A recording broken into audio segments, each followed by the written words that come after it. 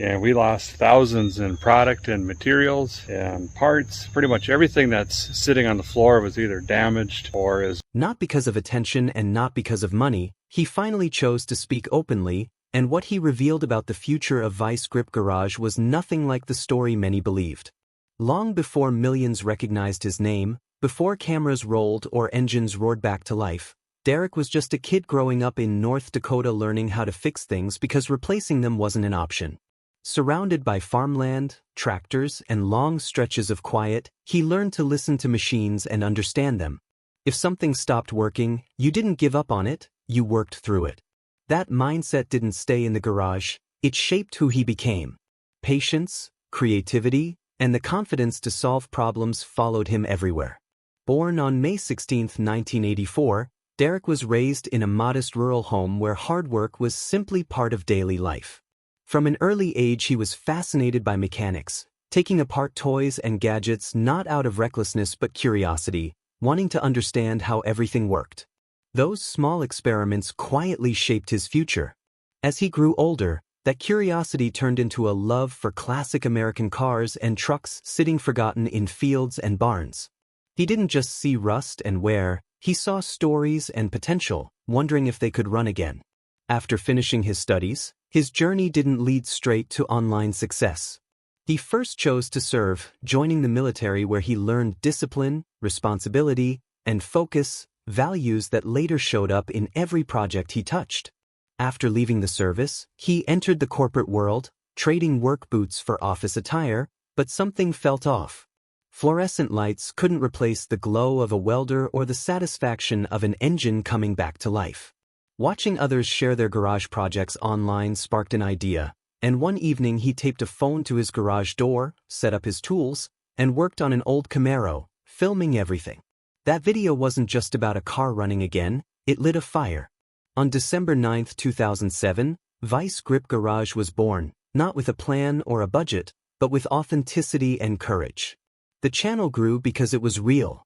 No flashy edits, no perfect setups, just honest work and genuine passion. Derek showed that fixing cars wasn't only about machines, it was about giving something another chance. Viewers connected because it felt human. As the channel grew, so did the stories. He rescued forgotten vehicles, got them running, and drove them home, sharing every challenge along the way. People didn't stay just for the cars, they stayed for him. They laughed, learned, and celebrated when stubborn engines finally came alive after years of silence. Over time, millions found inspiration not just in tools and parts, but in persistence and creativity. Derek proved you didn't need expensive equipment to build something meaningful. Bigger challenges followed, including long-distance driving events that pushed both driver and machine to their limits. One car in particular came to represent everything Vice Grip Garage stood for, a worn but resilient 1972 Chevelle nicknamed Independence. It wasn't perfect, and that was the point. It symbolized never giving up. Derek often said Vice Grip Garage wasn't just a channel, it was something meant to be passed forward, a way to keep skills, curiosity, and passion alive for the next generation. But as the channel grew, pressure grew with it. The uploads became constant, travel increased, and projects had to fit schedules instead of passion. Some viewers noticed the shift before Derek ever spoke about it. The joy was harder to see. What many didn't realize was how much he was carrying behind the scenes, working extreme hours filming, editing, traveling, and planning. The work that once energized him began to feel heavy. The exhaustion came first, then frustration. Projects that once excited him started to feel like obligations.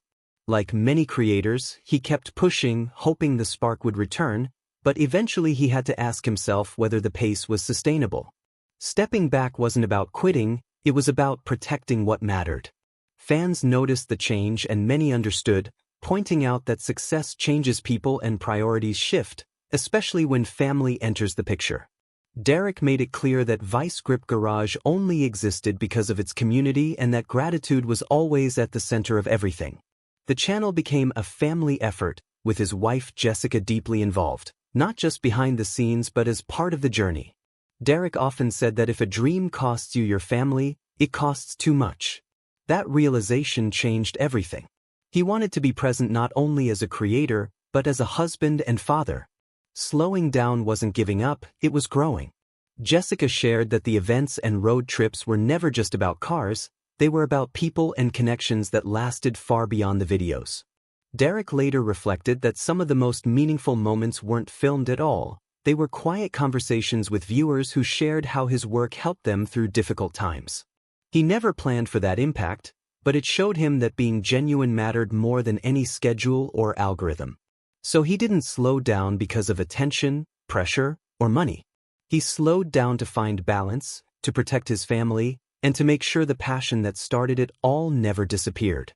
As Derek stepped into this new phase, he began to see his work differently. The garage was no longer just a backdrop for content, it became a place of reflection. Each tool had a story, each vehicle a memory tied to a moment in his life. He realized that the early days weren't special because of growth or numbers, they were special because he was fully present. Back then, there was no rush to upload, no pressure to outperform the last video. There was just curiosity, effort, and the satisfaction of solving a problem with his own hands. That was the feeling he wanted back, not only for himself, but for everyone who watched. He started choosing projects more carefully, not based on what would perform best, but on what felt meaningful. Some builds took longer, others were simpler, but each one carried intention. Instead of chasing constant momentum, he allowed space for enjoyment again. He laughed more on camera, shared more honest moments, and let imperfections remain. In doing so, the channel began to feel familiar again, like sitting in a garage with a friend rather than watching a production. That shift resonated deeply with longtime viewers who had followed him from the beginning. At home, the change was just as noticeable. Meals together became routine rather than rare. Evenings weren't always spent editing, and weekends weren't always spent traveling. Derek discovered that presence had its own kind of fulfillment, one that didn't require applause. Being there for small moments, school events, conversations at the dinner table, and simple laughter reminded him that success wasn't something measured only by views or reach. It was measured by memories and relationships. Jessica became an even stronger voice of balance during this time.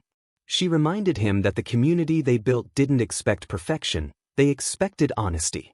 She often spoke about how the channel inspired people not because of flawless builds, but because it showed what was possible with patience and heart. Together, they began to view Vice Grip Garage as a long-term journey rather than a race. Something that could evolve naturally without losing its soul. Derek also started thinking more about the legacy he was leaving behind. Not in terms of fame, but in terms of values.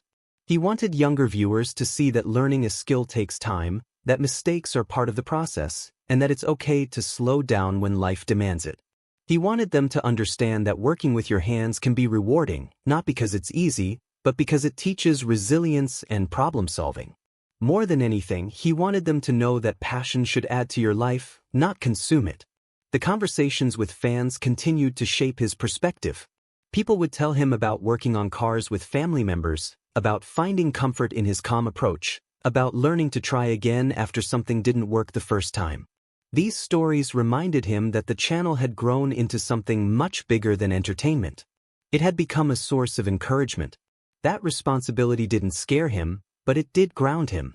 It reinforced the idea that being authentic was far more powerful than chasing trends. Over time, Derek found a rhythm that felt sustainable. Some weeks were quieter, others more active, but none felt overwhelming. He learned to say no when needed and yes only when it aligned with his priorities. The garage remained a place of creativity, but it no longer felt like an obligation. It became a space where learning and enjoyment could coexist. The audience noticed the difference. The tone of the videos felt calmer, more reflective, and more personal. Viewers felt invited into the process rather than rushed through it. The comments shifted too, filled with gratitude, understanding, and encouragement. It became clear that slowing down hadn't pushed people away, it had brought the right people closer. Derek often reflected on how unexpected the journey had been. What started as a simple idea turned into a platform that connected people from all walks of life. Yet, at the heart of it all, the foundation remained the same. Fix what you can, learn as you go, and don't be afraid to take your time. That mindset, shaped in a quiet North Dakota garage years ago, had carried him through every stage of his life. In the end, Vice Grip Garage wasn't defined by how often videos were uploaded or how big the projects became. It was defined by the values behind it: curiosity, patience, humility, and kindness. By choosing balance, Derek ensured that those values would remain intact. He proved that success doesn't always mean doing more, sometimes it means doing what matters most. And by protecting his family, his peace, and his passion, he made sure that the story of Vice Grip Garage wasn't just about machines being restored, but about a life lived with intention, purpose, and heart.